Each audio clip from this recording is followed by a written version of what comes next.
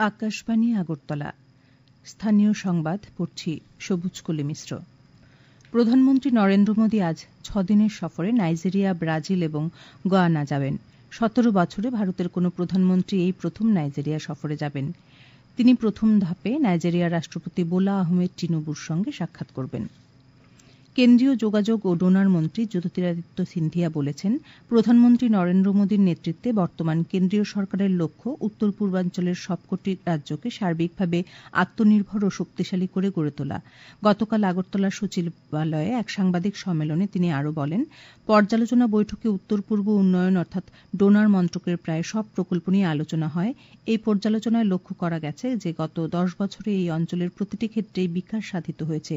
তিনি বলেন, উত্তর পূর্বাঞ্চলের রাজ্যগুলোতে গত 10 বছরে এই অঞ্চলের জন্য 1,03,000 কোটি টাকা বরাদ্দ করা হয়েছে। তিনি জানান, ত্রিপুরাতেও কেন্দ্রীয় বরাদ্দ বৃদ্ধি পেয়েছে।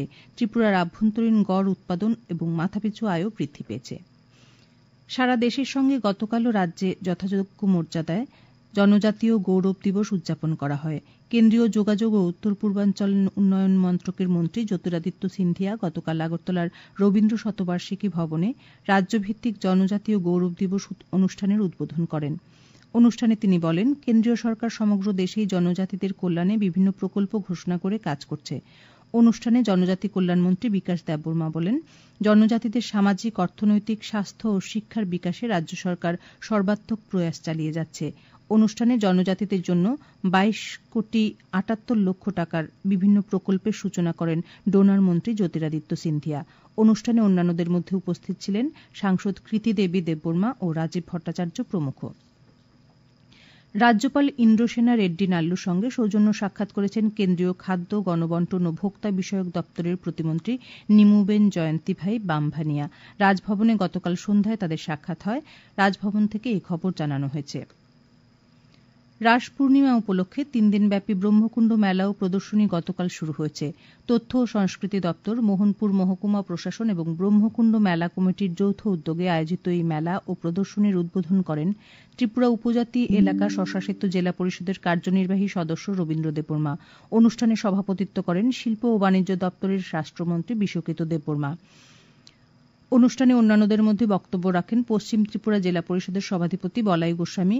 অনুষ্ঠানে উপস্থিত ছিলেন জেলা পরিষদের সহ সভাধিপতি বিশ্বজিৎ শীল, মোহনপুর পঞ্চায়েত সমিতির চেয়ারম্যান রাকেশ দেব, ত্রিপুরা চা উন্নয়ন লিমিটেডের চেয়ারম্যান সমীর রঞ্জন ঘোষ, পশ্চিম ত্রিপুরা জেলার অতিরিক্ত জেলাশাসক ও সমাহর্তা মেঘা জৈন প্রমুখ। প্রধানমন্ত্রী নরেন্দ্র মোদী গতকাল জনজাতীয় গৌরব দিবসের স্মরণে জামুইতে আদিবাসী সম্প্রদায়ের উন্নতিকরণ এবং গ্রামীণ ও প্রত্যন্ত অঞ্চলে পরিকাঠামোর উন্নতির জন্য 6,600 কোটি টাকার বেশি মূল্যের একাধিক উন্নয়ন প্রকল্পের উদ্বোধন ও ভিত্তিপ্রস্তর স্থাপন করেছেন। তিনি ধরতি আবা ভগবান বিরসা মুন্ডার 150তম জন্মবার্ষিকী বর্ষ উদযাপনেরও সূচনা করেন।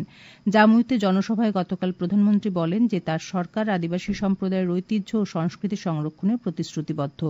তিনি ঘোষণা করেন যে জনজাতীয় উৎকর্ষ গ্রাম অভিযানের অধীনে আদিবাসী গ্রামের পরিকাঠামো উন্নয়নে 80,000 কোটি টাকা ব্যয় করা হবে। তিনি বলেন, সরকারি সহায়তায় উপজাতীয় সম্প্রদায়ের 20 লাখ প্রতি দিদি হয়েছেন।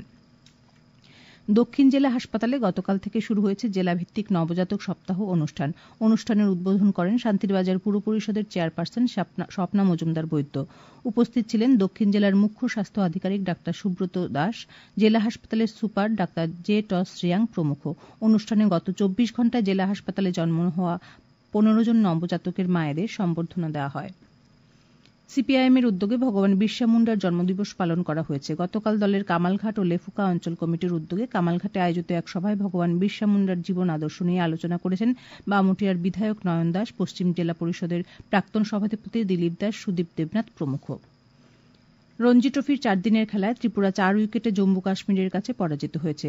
জম্মুর হোস্টেল মাঠে অনুষ্ঠিত খেলার তৃতীয় দিনে গতকাল রাজ্যদল 7 উইকেট হারিয়ে 170 রান থেকে খেলতে নেমে দ্বিতীয় ইনিংসে সবকটি উইকেট হারিয়ে 211 রান করে।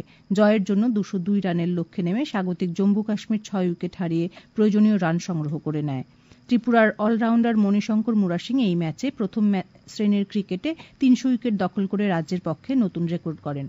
আজ আকাশ পরিষ্কার থাকবে। সকালে হালকা কুয়াশা ছিল। দিনের সর্বোচ্চ তাপমাত্রা 30 ডিগ্রির কাছাকাছি থাকবে। আজ ভোরে সর্বনিম্ন তাপমাত্রা ছিল 19.6 ডিগ্রি সেলসিয়াস। স্থানীয় সংবাদ এখনকার